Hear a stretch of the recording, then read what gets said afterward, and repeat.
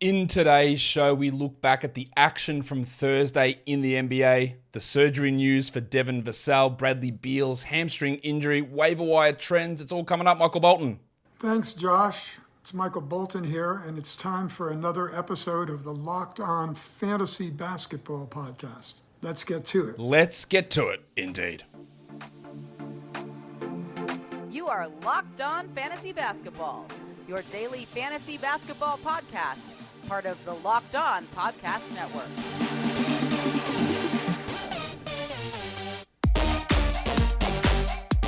Hello and welcome to the Locked On Fantasy Basketball Podcast, brought to you by Basketball Monster. My name is Josh Lloyd, and I am the lead fantasy analyst at basketballmonster.com. And you can find me on Twitter, as always, at redrock_Beeble, on Instagram at Locked On Fantasy Basketball, and on TikTok at redrock_Beeble. Today's episode is brought to you by LinkedIn. LinkedIn Jobs helps you find the qualified candidates that you want to talk to faster. Post your job for free at linkedin.com/LockedOnNBA. Thank you for making Locked On Fantasy Basketball your first listen every day. We are free and available on all platforms. I only got 4 games on, but some really big injury news went down, and of course, a massive, massive trade. We're going to talk about all of that news, some little injury updates. We might as well get into it, won't we? Let's get it on, Gilly. All right, Bradley Beal. He is out for at least 1 week with that hamstring. That is not a surprise, a recurrence of that hamstring injury. That's at least 3 games. I'm not sure that he comes back at all next week, so let's make that 4 games that he's going to be out. At least prepare for that anyway, and we'll see what happens after that. Not great, obviously, that he came back too early, pretty clearly, from that first little hamstring soreness issue that he had. Now, of course, we know what's going to happen with Beal out. Kispert will start. Avdija will get extra opportunities. Hachimura will get a little bit more usage. And Monte Morris will handle the ball more. Porzingis and Kuzma will get more shots, but they're already rostered. We're not doing anything with that. Again, a quick reminder, Gafford's must roster. In terms of ads, I'd probably look Morris, then Avdija, then Hachimura in that order. I wouldn't prioritize Rui. Really, I just think he needs to have unbelievably elite shooting to provide any value, whereas those other guys can do it with some assists, some steals, some rebounds, some blocks in case of Avdija. And we've got a track record of Avdija stepping up with Beal out.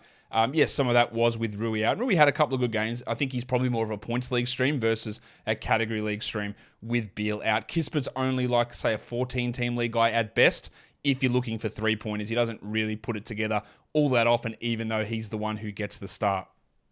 Joel Embiid is out on Friday.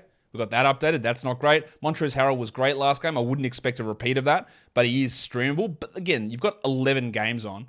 Is it worth wasting an ad to get Harrell in there who might struggle? He hasn't always been good in the games Embiid's out. It's not a guarantee that's going to happen. Capella's out again, so Onyeka Okongwu, we keep rolling there. John Collins hopefully gets a boost in that situation. And we talked yesterday, I forgot to talk about it, and then I remembered at the end and said, keep an eye on Donovan Mitchell, because it looked like he strained his groin towards the end of that game against Phoenix. And he has been listed as out for tomorrow. They said rest, but I reckon that groin might be something. Now, Darius Garland has been upgraded to questionable. If both of those guys out, then we're really leaning heavily into Karis LeVert, and I would probably consider Chetty Osman worth a look. I think he's worth a look anyway. He's probably going to play 30 minutes with Mitchell out. And the other guy to look for in deep leagues, Hal Neto, who's played like 15, 16, and 20 minutes in the last 3 contests. I wouldn't be looking too much at Okoro or Stevens. It's really LeVert, Osman, and then Neto for deeper formats. Neto, Okoro, probably on a similar sort of wavelength. But if Garland's out as well, then we're really going into LeVert, and they might actually start Hal Neto in that situation, or they might start Osman, and then we're really looking at those ones as interesting options. There was that trade, as I mentioned, Noah Vonleh. Remember when the Celtics played him big minutes at the start of the season over Grant Williams? It made no sense at the time, and obviously he hasn't really played ever at all because he's not that good. He was traded to the Spurs. The Spurs waived Gorgie Jeng, and then they waived Noah Vonleh. So there's literally no impact here for fantasy whatsoever. There was cash that moved the way. It opened up a roster spot for the Celtics. It saved them tax money. Doesn't mean anything. Chris Middleton, still out. RJ Barrett, still out. Brandon Ingram, still out. No real word on when those guys are going to return, unfortunately. Yeah, it's frustrating to not have information on this, but they are all still out. And then the big one dropped, and I have talked about this already. It was on about 10 minutes before we went live on the pregame show today. I also dropped a little YouTube short and and it's video over on TikTok about the Devin Vassell injury. He's having surgery, arthroscopic surgery. It doesn't actually tell us what it is. I don't know what arthroscopic surgery... No, I do know what it is, but it doesn't tell us what they're trying to fix. An arthroscope is a medical implement, and it means instead of cutting the full knee open, you can just go in with a tiny little camera, the arthroscope, to see what you're doing. Are they looking at a meniscus, cartilage, bone issue, MCL, PCL? I don't know. Arthroscope tells us the method of surgery. It doesn't tell us the injury. So hopefully, it's going to be okay and it's nothing too significant, but you're putting something inside the knee and doing some surgery in there. It's not happening until the 11th of January, so that's not until a week's time. I would think you're looking at 4 weeks absolute minimum, probably 6 weeks minimum for a team that's not trying to win and has no incentive to rush him back. If he plays again this season, I'll be mildly surprised. If he plays again before March, I will be actually really surprised. That's like 7 weeks from the date of surgery. I just don't... Maybe we get 25th of February. Maybe it's post-All-Star he comes back. And if your IR is full, that's the start of fantasy playoffs. Can you deal with zeros for a guy who literally might not come back? I'd like to hold for a day or two to see if we get any more information and an updated timeline. But it is trending towards him being a drop. Now, the question is going to be, who do I add? And for those of us who... Oh, no, not those of us. That was going to be rude. No, I didn't want to sound rude. But we all have a tendency to... What happened last game? Josh Richardson went off 29 minutes, 20 points or whatever he scored. Man, that's great. He's the clear ad. Well, is he? Because in 3 of the last 4 games, Vassell has been out. In one of those games, Romeo Langford scored, I think, 28 points. And Richardson played under 20 minutes. In another one of those games, yesterday, Vassell was out and Richardson went off. And Langford played 13 minutes as a starter. And then, 4 games ago, when Vassell was out, Langford started and neither Langford or Richardson hit 20 minutes. They didn't do anything. So I think it's going to be one of these situations where Richardson, who's actually questionable for tomorrow as well, he's going to have opportunities, but it's going to be very inconsistent. Langford's going to have opportunity. He's going to be wildly inconsistent. You're going to have opportunities for Branham on some games. And I don't think any of those 3 players, who are the guys who are probably going to absorb most of Vassell's minutes, I don't think any of them are 12-team league must-grab players. And then the other one will people go, well, Jeremy Sohan is a must-add player. He's just going to take everything. Well, last game, Vassell was out and Sohan had a usage of 7% and scored 0 points. So we've also got evidence of Vassell being out and nothing changing at all for Sohan. So this is not to preclude that Richardson becomes the guy and plays 28 every night and becomes good. This is not to preclude the situation where Sohan takes on all of Vassell's usage and becomes this better scorer, but it's also to tell you that we literally saw it and it didn't happen. Is it good enough to have Richardson pop off once every 3 games? Is that worth a 12-team ad? I don't think so. Is 7% usage with 0 points worth it as a must? I still think Sohan was on a 12-team league sort of issue, not issue. He was up and down, fringe, back and forward sort of player anyway. So he's probably the guy I would add. But we do have 3 games in the last week of Vassell being out and absolutely no clear winner whatsoever. Langford, Sohan, Richardson, Branham, no one stood out. You'll get more usage for Trey Jones, I think. He had a pretty big usage game yesterday, but I just think it's going to be a back and forward disaster the whole way. I even had someone throw up, hey, what about Keita Bates-Diop? I'm like, I didn't even think of this bloke. He's a power forward, really. He's dealing with an illness, but maybe they put Sohan at the 3 and Bates-Diop. It's just going to be, I think, a mess. And then there's Blake Wesley, who's working his way back, who might get into the mix as well as another name. I just think it's going to be a complete disaster all over the place. One guy in, one guy out, one guy in, one guy out.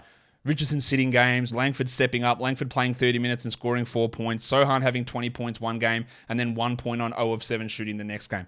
I think that is what is likely to be the issue, and I am not rushing to add Richardson. I'm not rushing to add Langford, and Sohan's maybe the one that I would consider, but I also literally just saw him do nothing in a situation where Vassell was out. So it's far from a usage bump guarantee and a big role guarantee for Sohan. It's very, very far from that. And I think it's always worth, and this is, again, it's not, I'm going on about this for a long time because I think it is important. This is not to preclude you from adding these players. You can go ahead and do it, and I would go Sohan, Richardson, Langford in that order if I was doing it. But what it is really important to note is don't drop a valuable player. Be really cautious who you're dropping, because some of you out there will be like, oh, I'll just drop Jalen Duren to do this. Like, I don't think so. Oh, I'll drop Kelly Olynyk. I don't think so either. I'll drop Jalen Green. He's annoying me. All right? I don't think so. You probably don't after today's game. But just be really cautious who you're dropping in this sort of situation for an opportunity that is very far from guaranteed. I absolutely want to hear your opinions on the Vassell, because I think that's probably the Beal one we really sort of know. The Vassell one is something that's really interesting. It's a key thing. He's killing it this season, and I want to see your thoughts. So if you are on YouTube, drop them in the comments. What do you think is going to happen with Vassell out? Who are you grabbing? If anybody, do you agree with my take, or do you think that I'm full of shit? Well, you maybe think I'm full of shit anyway, even if you do agree. But go and write some comments down below there. Guys, today's episode is brought to you by LinkedIn Jobs. As a small business owner or hiring manager, you know that success in 2023 all depends on the team members that you surround yourself with, and that's why you have to check out LinkedIn Jobs. With LinkedIn Jobs, you can hire qualified candidates more efficiently by matching open roles with people who have the skills, values, and experiences to help you achieve your goals. LinkedIn Jobs helps you quickly attract qualified candidates to your open jobs with targeting tools. They go beyond resume data by using insights from your job post, company, and their 875 million member profiles to put your post in front of the most qualified candidates. LinkedIn Jobs makes it easy to screen and rate applicants based on your job qualifications all on one platform. It's why small businesses rate LinkedIn Jobs number one in delivering quality hires versus leading competitors. LinkedIn Jobs helps you find the qualified candidates that you want to talk to faster. Post your job for free at linkedin.com/lockedonnba. That's linkedin.com/lockedonnba to post your job for free. Terms and conditions apply. Let's go to the waiver wire. Most added players since I did the waiver wire show yesterday morning. Who are they? They are number 1, Reggie Jackson. That's streaming today. Number 2, DeAndre Hunter, up 12%. Okay. I know the last 2 games have been really good for Hunter, and I get the intrigue. A starter who is putting up good defensive numbers with good shooting. I have no problem with him being added. I didn't do it because I just don't think it's going to sustain, but I get it. Bones Highland up 12%. I guess that's the Thursday-Friday back-to-back combo. We don't know what he's going to do next game if Murray does sit, but it's worth a crack. Jalen McDaniels, I think that is absolutely worth... The Hornets are doing that stupid thing with Gordon Hayward again. Oh, he's doubtful. Yeah, he's doubtful to play in the next 2 weeks, much like with Rozier and Cody Martin. All right, McDaniels is the ad there, and he is as long as Hayward is out. Kevon Looney, last 2 games have been awesome for him. I still don't think that he's a 12-team league guy. Najee Marshall is until Ingram returns. Malcolm Brogdon up 8%. That's for streaming today and for Saturday, and it worked out okay. And Timmy Hardaway, look, we talked about Tim Hardaway. We love the 3 games in 4 nights for the Mavericks, but just be aware that it was one of those games that he was going to completely shit the bed, and it was today. So it's not the wrong move to have added Hardaway. The field goals got crushed today, but they still got a Saturday, Sunday back-to-back where there might be value there. The most dropped players, we go to Dante DiVincenzo down 15%. What I noticed from some of these drops here, if you usually don't score any points, you're done. People just say, see you later. 15% is a massive drop. Wiggins might be back. I don't know. Curry's going to be back in a week. This is all true. But DiVincenzo had been putting together really good games, and he's been a top 100 player. He just went scoreless last game, so everyone just went, see you later. Not everyone, but 15% is a decent chunk of people to just drop him. So that's very reactionary. Same with Jeremy Sohan. Sohan now! Now, I'm pretty sure when I look at this number tomorrow, Sohan's numbers are going to be way up because of the Vassell situation, but he went scoreless yesterday, so everyone dropped him. And I don't have a problem with them reacting that way. He was sort of a fringy player. But when you don't score, you get dropped. TJ Warren, down 10%. Yes, he got hurt, dropped. Royce O'Neal, scoreless, down 9%, dropped. And I actually don't disagree with dropping those 2 players. But it was just an interesting pattern I saw that I don't think... Did any of those players even score yesterday? Maybe Warren scored 2 points. It wasn't much, even if he did. And everyone said, you didn't score, see you later. Malik Monk was down 9%. I think that's probably the right call. He's moved more into streaming now. And Naz Reid. I know he's been injured, but I don't think I would have been so quick to move on from Naz Reid, even though Prince and Anderson are back. Alex Caruso down 7%. The Rabbit Hunter. Be very quiet. I'm hunting rabbits. Yeah, he's a steal specialist. Injured again.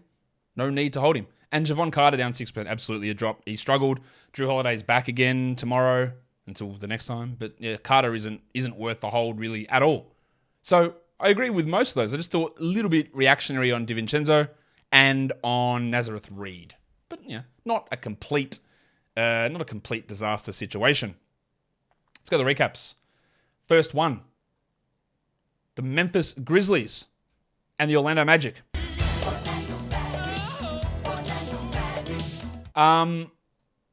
Grizzlies were up pretty big early, and then the Magic made it closer towards the end. Memphis still wins 123-115, and after the Grizzlies, those sneaky Grizzlies, Desmond Bane, he's going to sit out back-to-back, and then that's it. He doesn't have to sit out any more than one back-to-back. He is ready to go. I don't know that that's true. Psych! That's the wrong number! Yeah, he sat out this back-to-back. So I don't know what that means moving forward. Is he going to sit other back-to-backs? I don't know what to believe. Anyway, Bane was out. So they started John Conchar, but it was Tyus Jones who stepped up again. 25 minutes, 12, 3 and 8, 2 steals, 2 threes. Now we saw when Bane played, he really did nothing. And the last 2 games that Bane's been out, he stepped up a lot. So now we look at Jones as a Bane streamer and a Morant streamer, further increasing his stash value on a good team. Ja Morant had 32 points with 6 assists. He shot 62 from the field and 71 from the line. But how about the big fella, Triple J? 32 minutes for Jaren Jackson, 31 and 10 with 2 threes, a steal, and 3 blocks on 86% shooting. He has been unbelievably good this season. The 24th ranked player. You just don't expect this. You don't expect this from him even if he went into the season fully healthy. He's blocking shots at a ridiculous level. He probably is a sell high because his shooting numbers are sky high. He's rebounding the ball well. He's blocking everything in the world. I think there is a bit of a sell high here, but can you actually even achieve a top 30 player in a trade? Probably not. So maybe you stick with it. He's been awesome. Dylan Brooks wasn't awesome. 11 points on 28%. He did have 6 assists, but I just don't see him as a 12-team league hold with the return of Bane. And Steve Adams, who'd been just rebounding every single board in the world, just stunk. 4 and 6 in 30 minutes. Santi Aldama went scoreless in 13 minutes. He's still rostered in 12-team leagues. For what reason, I don't know. And you don't obviously need John Conchar, who had 3 and 7 in his playing time. What? No Brandon Clark again, so Xavier T. Illman had 6 and 8. Good deep league guy wall. Good performance from Zaire Williams. We saw him out of the rotation, but he got back in with Bane out. Now, does he stick in ahead of David Roddy Piper? I don't know. But he had 16 points on 86% shooting, which of course is unreal. He's not going to do that. And he didn't have anything else. But how the Williams and Roddy minutes shake out will be something for us to watch. For the Magic, Jalen Suggs finally returned. Yeah, he's going to come off the bench. He's going to be on a minutes restriction. He played 5 minutes. Surely that wasn't his minutes restriction. 5. You got to be joking, yeah? Anyway, that's annoying. I don't think that he is a 12-team league must-add player. I do like Suggs, but there's just too many guys there for him to get enough usage, get enough ball handling, get enough minutes to be considered a must-roster guy with his percentage deficiencies. He's okay to grab, but I think he's rostered in far too many leagues. Banchero, 30 and 9 in 36 minutes for Paolo. Well, this was a back-to-back, and Wendell Carter played 30 minutes on both of them. The foot, he's probably going to have to deal with that issue all season with some pain, but 18 and 7 with a block, great to see. Markelle Fultz didn't shoot well, 8 points on 40%, but 9 assists, 2 steals. He played 31 minutes. Cole Anthony played 22. At some point, we're going to see the roster percentage switch, so Fultz is in front of Anthony, as it rightfully should be. As for Cole, 4 points on 0 of 8 shooting. It's just really hard with that fully healthy backcourt for me to see Cole playing 27 or 28, which is enough for him to be a 12-team league guy. So I don't see it happening, so I don't think he's a must-roster player. There will be nights where he's good and nights where he's bad, but as an overall thing, it's just hard to rely upon that. Franz Wagner returned from suspension, 22 in 38 minutes with 2 steals, while Mo Bamba played 8 minutes. He's going to be sitting next game. Bol might be back and Mo Wagner will be back. Bumba's not going to play. He is rostered in over 50% of leagues using our advanced roster percentage metric. That makes no sense. That's 50% of 12-team leagues as well, I believe. Absolute nonsense to have the 205th ranked player rostered in over 50% of leagues. They started Gary Harris. He played 22 minutes. He had 6 points. It's a back-to-back for Gaz, so I guess he's okay. He's not going to be a useful 12-team league contributor, nor is Terrence Ross, who had 14 points with 4 threes. But we're still, if you got Bol, I'd be getting real nervous. I don't know where he's going to fit into this rotation. I mean, he's going to play, but how does he play enough to matter? I think that is going to be a tough ask. Today's episode is brought to you by BetOnline.net. BetOnline.net is your number one source for sports betting info, stats, news, and analysis. Get all the latest odds and trends for every professional and amateur league out there. The NFL, the NBA, college basketball, and the last remaining games of college football. It's all at BetOnline.net. If we look at the championship game odds, Georgia is still 12.5-point favorites over TCU for the college football national championship. You can check that out and all of the other odds over at betonline.net, the fastest and easiest way to get your betting info. So head to the website today or use your mobile device to learn more. BetOnline is where the game starts. And don't forget to gamble responsibly. Let's go to the second game of the day. Who was it? Oh, yeah, it was ass kicking. The Celtics beat the Mavericks 124-95. Final score here in Dallas as well. Jayson Tatum had 29, 14, and 10. That's a triple-double with 2 blocks. Shot 36% only, which is a little bit annoying. Do you know that Tatum's the 51st ranked player over the last week? Obviously sliding a little bit from where he started at the beginning of the year. 9th overall for the season. Just losing a little bit of efficiency, but 92 from the line's awesome. Jaylen Brown was pretty solid as well in this game. JB, you've done it again. But he only played 30 minutes. He had really early foul trouble. 19 and 7 with 2 threes, while Marcus Smart had 15 and 5. Now, with Brown in some foul trouble and Derek White in some foul trouble, we saw Malcolm Brogdon play 25 minutes. 15 points, 3 threes, 4 assists. The last 2 games from Brogdon have been much better. I just think that the Brogdon and Derek White situation is going to just leave them both as streaming guys and not must-roster 12-team league players. It's just too much back and forward in their minutes. Rob Williams played 21 minutes for 3 points and 7 rebounds. People are frustrated with Rob Williams. You can get him for cheap. There are many people who are considering dropping him. Or many people ask me, what do I do with Rob Williams? And my answer is you hold him. But you can get him for cheap in a deal. Like, it's going to be a while. I think it might be until maybe even the end of this month before you get better production. But you can get him for cheap. And if you're in a position to do so, do so. It's getting worse for Al Horford. 24 minutes, 8 and 8. Can't hit free throws this season either. Everything's down. Low usage player, obviously. Only 24 minutes. Well, Grant Williams played 28. I don't know. It's hard to suggest that he is a drop, given he's their starting center and he's got such a track record of being good, but he's old. He's 36. He's sitting back-to-backs. He is seeing production drop off significantly all season, really. I don't know. It's a bold call. I think he might be a drop. In a 10, for sure. Right? No problem if you're in a 10-team league dropping him. I don't think you're going to miss huge. Maybe you are. I don't think that's too much of an issue. 8-team league, see you later. No worries.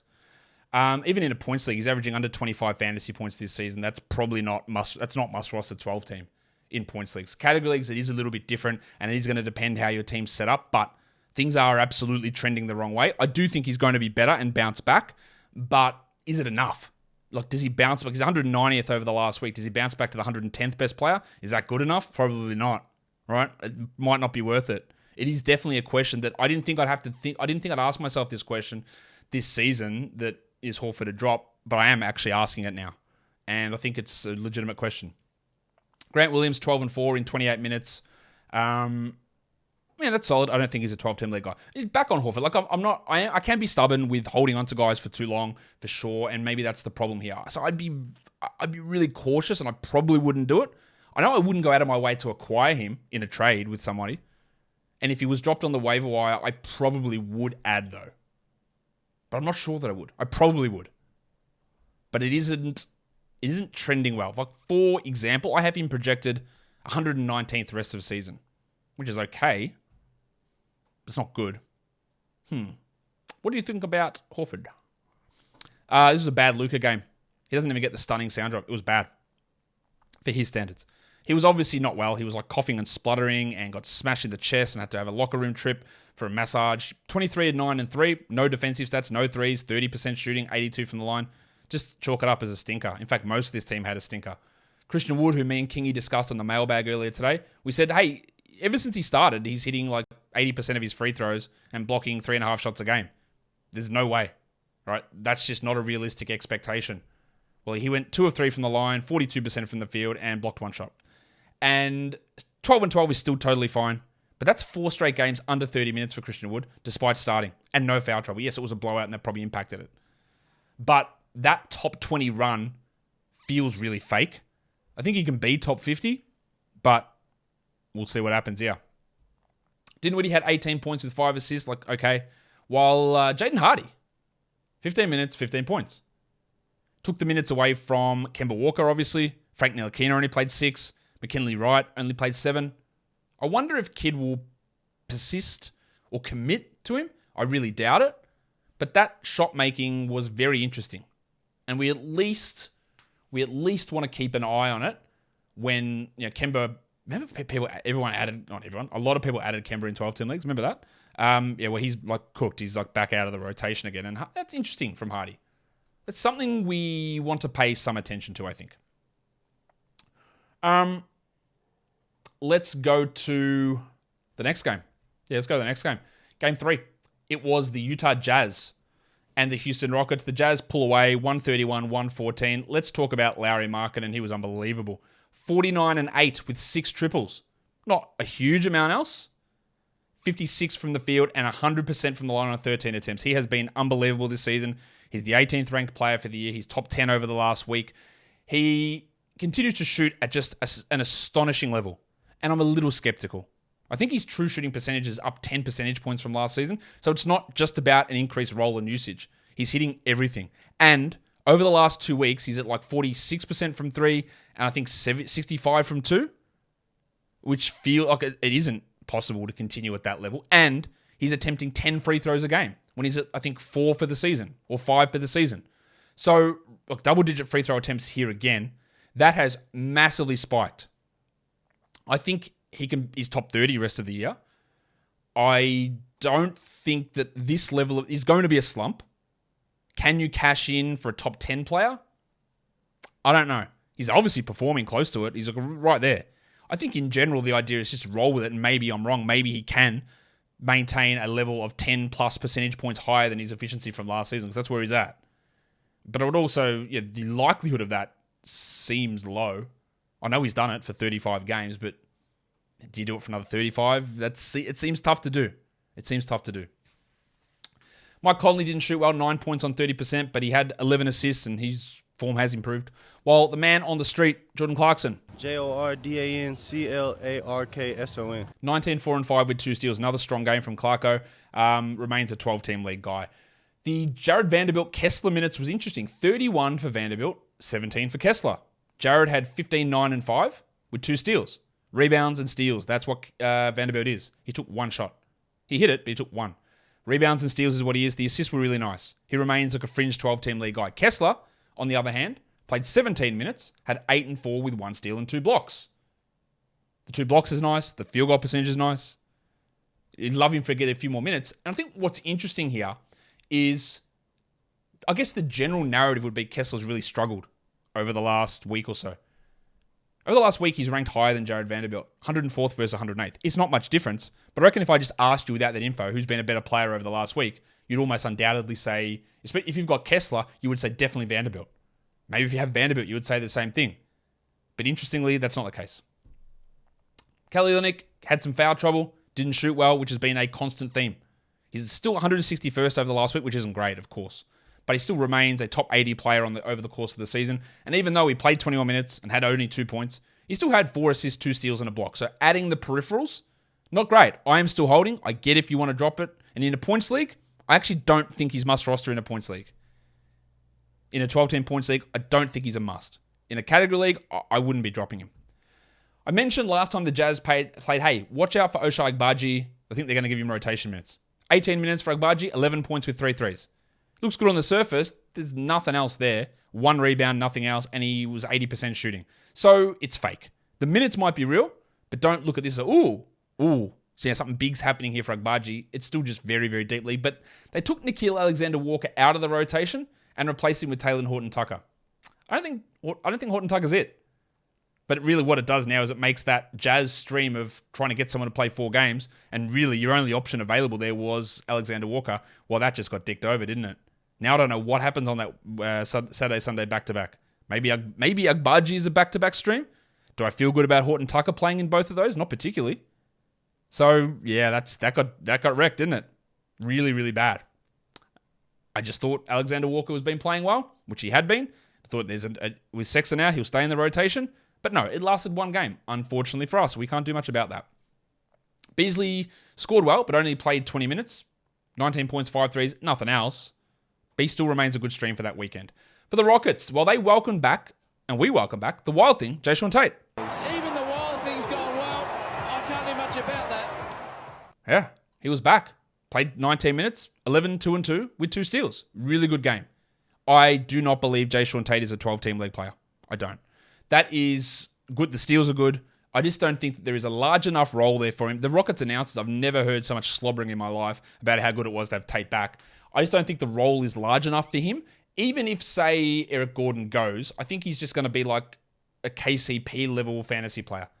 Maybe the 130th best guy who does struggle with his free throws quite a bit and his three-point shooting quite a bit and will struggle to get usage, but might get you a steal or two with some assists.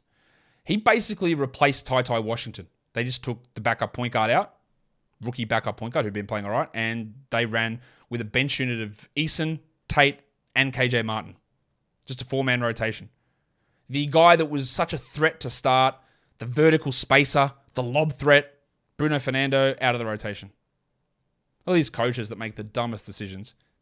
They get it right, finally, but out of the rotation. So that meant that the delicate dancer, Alperen Sengun, played 32 minutes. It's a delicate dance in just 17 steps.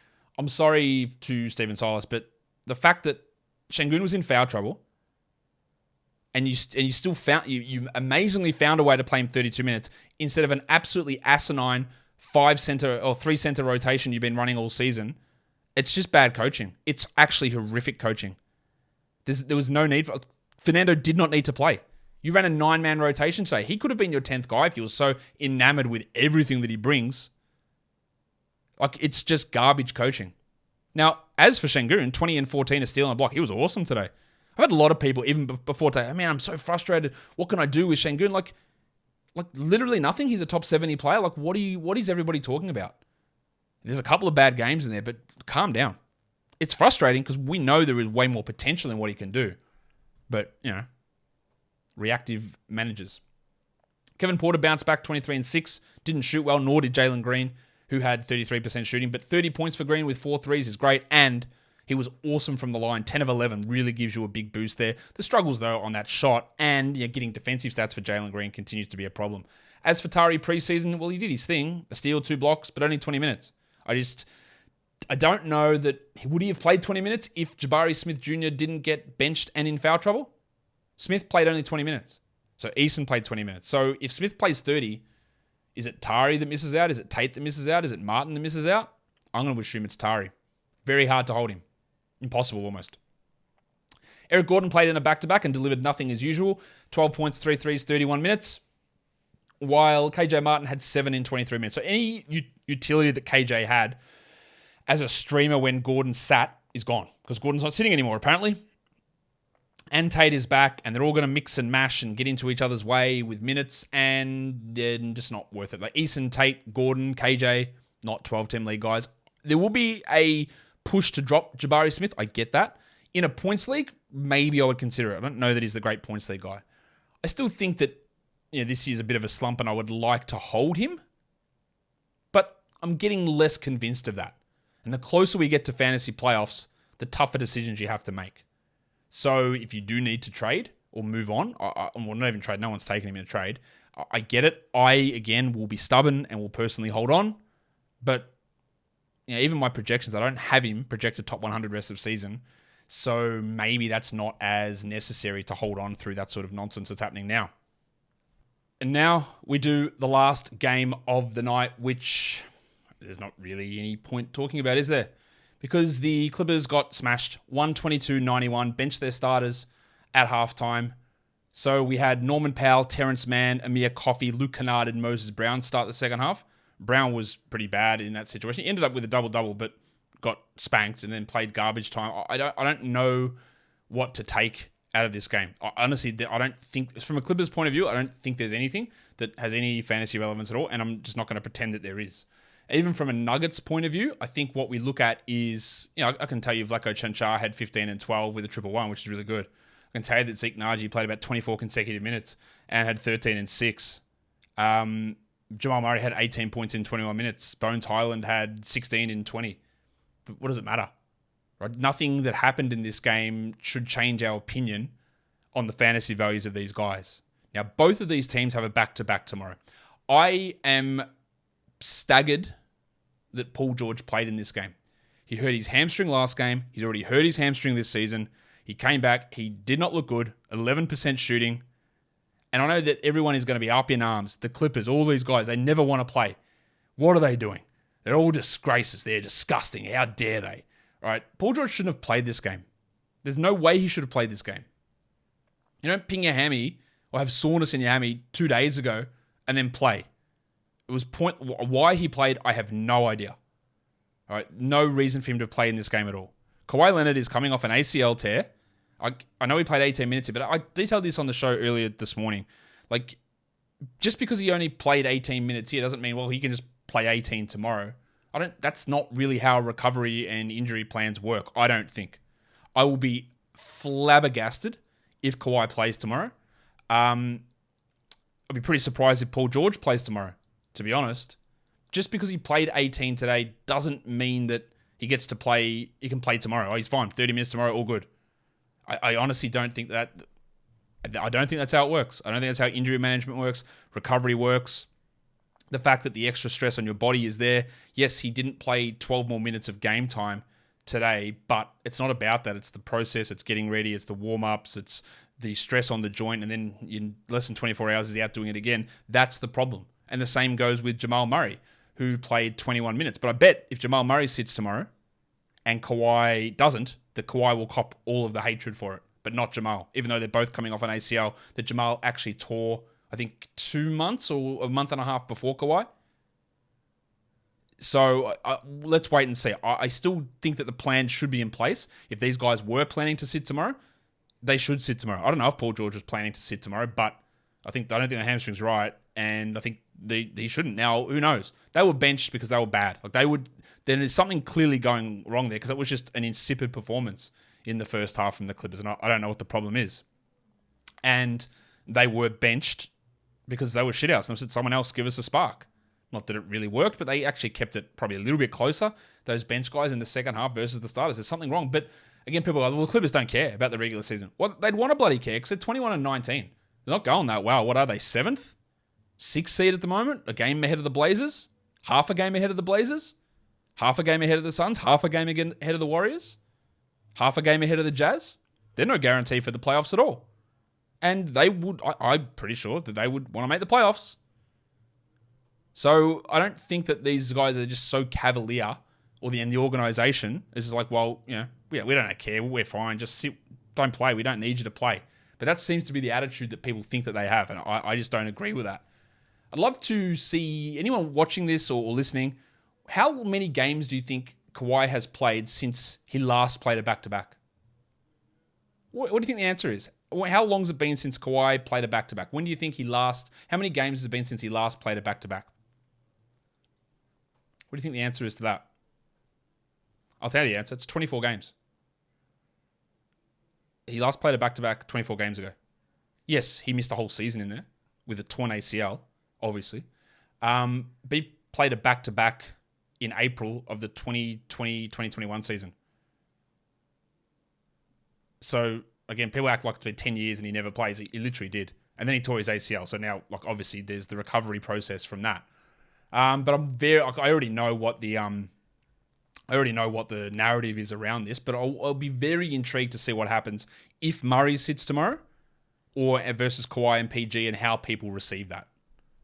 It is really interesting. It will be very intriguing to me. And again, I don't really have anything to talk about with this game. Like from a fantasy perspective, just that narrative part of it will be very intriguing. Let's look at the lines of the night. The monstrous line of the night is Lauri Markkanen. The waiver wire line of the night is Vlatko Čančar. You don't need to do anything with that. The young gun is Paolo, and the dud is Paul George. He shot 11%, scored 3 points. Like, bad night. Top 10 players today. Number 1 was Markkanen, followed by Tatum, Jaren Jackson, Paolo Banchero, Ja Morant. It's a massive game today. Bruce Brown, Jordan Clarkson, Jaylen Brown, Alperen Şengün, and Vlatko Čančar. Your top 10 players rostered in under 50% of leagues. There's not a lot to take out of here. Number 1 was Chanchar. Don't care. Zeke Naji, number 2, don't really care. Tyus Jones, look, with Bane out, he produced, but I don't think he's a 12-team must-add at all. Robert Covington got some extra minutes in the blowout. Tari Eason, well, we're really worried about where the minutes or how they can actually spike. I don't think they can. Grant Williams, good stream strategy for Saturday for him, but still don't love it. Jaden Hardy, really want to see where his role goes, but I doubt it we're adding in anything outside of the deepest leagues.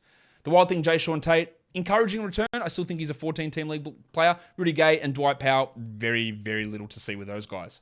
And your top 10 players today in points leagues, Tatum, Markkanen, Jaren, Paulo Banchero, Morant, Şengün, Jalen Green, Jalen Brown, Jordan Clarkson, and Vlatko Chanchar. And that will do it for us today. Don't forget to follow this podcast on Apple Podcasts, Google Podcasts, Stitcher, Spotify, and the Odyssey app. If you're on YouTube, thumb it up and leave those comments down below. Guys, we are done here. Thank you so much for listening, everyone. See ya.